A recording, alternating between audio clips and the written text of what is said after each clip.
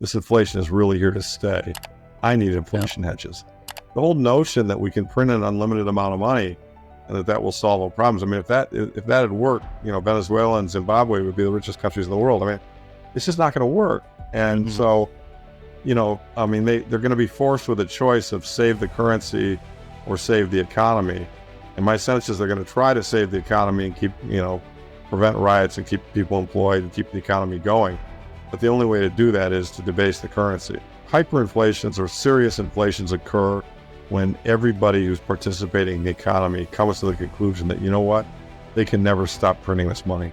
Yeah. And so they just, this is as simple as, running out of a crowded theater, or if they can never stop printing money, that means any money I keep in cash is losing value all the time. I have got to buy those assets that they can't print. So it instantly puts a big bid into real estate, Bitcoin, and gold, all sounder assets. I'd say real estate is somewhat damaged because of, the property tax issue. And all these governments are going to be desperate. They're going to be taxing everything they can, and real estate's a nice, easy target. You can't move it, and they know it's there, and they know what it's worth and all that stuff. So the reason why I'm so bullish on gold and Bitcoin, these are still relatively modest. I mean, people are still investing in the rearview mirror. They just had 40 years of deflation. They've had, everyone who's been in the stock market since 2008 thinks you should buy the dip. And that's always worked, right? And it works until it doesn't. And so, there's $400-500 trillion of fiat stuff, cash, bonds, stocks, things that people consider to be financial assets. And there's $10 trillion of gold. Only half of that's really tradable. The rest is on women's necks or in, museums. And then, there's probably, 500 or 600 billion, not even a trillion, of Bitcoin. So, and then there's maybe $1 trillion for the gold stock. So call it, what I consider to be kind of sound money financial stuff, Bitcoin, gold, and gold stocks. And then silver is not even big enough to mention. Call that $5 or $6 trillion. There's $500 trillion of other stuff that's getting diluted by their printing. So it's, we don't need all 500 to come into Bitcoin. We just need, at the margin, more and more people going, yeah, okay, I get it. I hold on to these bonds and they're just not going to have the purchasing power. I hold on to this cash and it's losing value every year. I mean, look at like this year as an example. I think Bitcoin is the best performing asset year to date, right? I mean, it went from 15 to 30. And no other asset's done that. I mean, Bitcoin's a better asset choice. It's going to outperform gold massively. But, gold is the old form of sound money, and it's, 6 billion people know that. And so, when gold takes out, gold's all-time high is like 2089. It's touched that a bunch of times, roughly, just over 2000. When gold goes to 2100 or 2200 with authority, think of the mental, what's going to happen. All the algos, everybody's saying, new all-time high in gold. Yeah. It's going to squirt up to 3,000 before you know it. I think inflation is persistent. And I remember the 70s, and the two best investments in the 70s were gold and oil. Bitcoin didn't exist. Yeah. So, but I mean, gold and oil both compounded at about 30% a year for 10 years. I mean, they crushed every other alternative. In today's world, how can you not have some sound money investments? If you're just in a 60-40 bond portfolio because that's what your Merrill Lynch broker has told you to do, and that's what he gets paid to tell you to do, and he doesn't get paid to sell gold, he doesn't get paid to sell Bitcoin, he doesn't get paid to look at the areas we're looking at. You got to ask yourself, should I maybe take some of that and put it into these alternative things which protect me against the inflation that I could see possibly being pretty bad?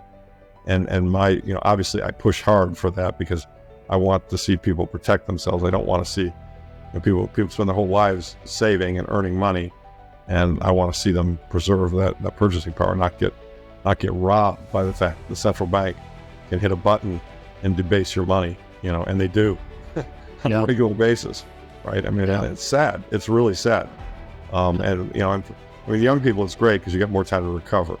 You can make a lot of money over your career. You're young, you compound, you're going to be fine. But older people, they're trying to, often they're retired, they've got a nut that they worked hard for their entire life to save. And, it's just sad. I know my father retired with a modest number, the kind of number that most people would say, that's plenty to live on for the rest of your life. And he lived quite a good life. But, by the time he passed, the purchasing power of what he had saved was nothing close to what he had saved at the time when he retired, right? Because of the inflation. Having a Bitcoin is great. You can just sit on it and you can see it on the ledger. It's there. But at some point, someday, you might want to spend it, or you might want to transfer it to somebody else. And so that doesn't get done unless you have a huge network of miners, and they all collectively generate something that's measured in terms of terahash. And that's a big number, and that's consistently been going up, which suggests to me that more and more people are adding computing power to the network, and they're making the network more powerful and more secure. And the only real risk to the network, and it was a greater risk when the network was much smaller, is what everyone refers to as a 51% attack, that if you could overwhelm the network, if you own more than half of the hash power, you could, in theory, kind of take advantage of the network. But right now, there's nobody even close to owning that much power. There's no country even close to owning that much power. Like the U.S. is the biggest country, and we're at kind of like 30% of the hash power.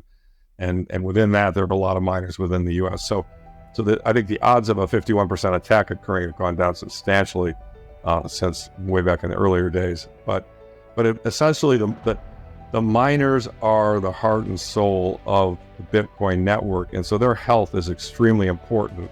Every 2 weeks, there's what they call a quote-unquote difficulty adjustment. So the math problem that the miners are trying to solve, if it turns out that problem is too hard and there's not enough hash power to solve it, and so the average block formation time is above 10 minutes, then the software, the network itself, the Bitcoin core software protocol adjusts that math problem. Says, okay, we're not getting enough blocks formed here quickly enough.